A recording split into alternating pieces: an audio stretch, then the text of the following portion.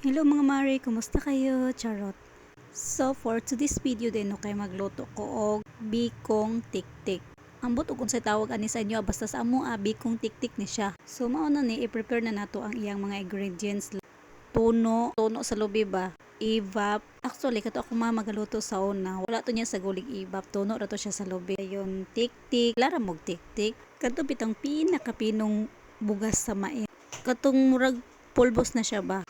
Parehas sa tahop pero ang tahop is brown kani siya is white siya so pwede na to ni siyang kaunon so mao to isago lang nato ang ibap sa tuno yun ato lang siyang i-mix dayon ug pagkahuman ibutang nato ang brown sugar dayon ukay-ukayon lang nato gamay din pagkahuman kay kulang raman to nga brown sugar so ibutang na po nato ang white sugar gisagulan ako siya white sugar kay kulang atong brown sugar pero parehas raman na sila oy tamis ra gihapon na sila glabas so mao to gibutang na nako ang white sugar ang pagkahuman ukay-ukayon lang po nato taman malanay ang iyaang sugar ug wala na tayo sukod-sukod sa mga ingredients mga mare no kay you know na chip cook inyong mare charot lang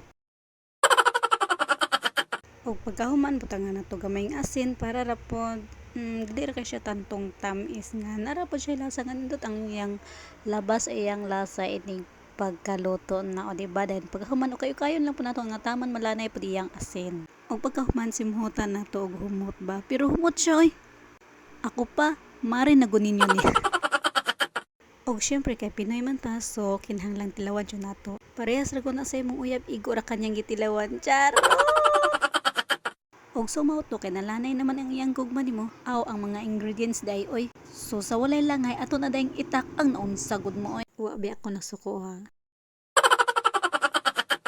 ug karon hulaton lang nato ni nga mabukal mga mare para ilunod lang dayon nato ang tiktik ug so karon kay nibukal naman siya mga mare no ato nang ihinahinay og lunod ang tiktik pero sa dili pa din nato ilunod ang tiktik mga marino pahinahinayan sa din nato ang kalayo ug while magbutang tas tiktik mga marino hinahinayon po din na siya nato og okay para dili siya magtibugol dayon kay wala man tay sukod-sukod ani no so bana-banaon lang po nato nga mawala na siya sa sabaw undangon na po nato pagbutang sa tiktik kay og palabian man kun nato mga marino mahilaw pareha na mga mari o murag ni gahi-gahi na siya o kayon so mag-stop na sa nagbutang og tiktik dayon o kayon lang nato na siya ayo para ma-mix nato siya ayo dayon para mawala iyang tibugol-tibugol kay katong mga tibugol-tibugol magud niya mga mari no hilaw man gud to siya so karon kay na okay naman nato na siya ayo sama siya yung pag-ukay-ukay nimo charot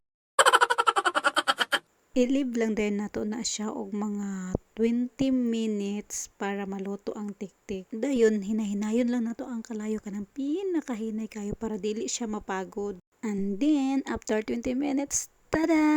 Wow! Ug so ka excited man ang inyong mare maong gitilawan niya dayon. Kalami jud oy. Murag ikaw gud lami, pero what ra?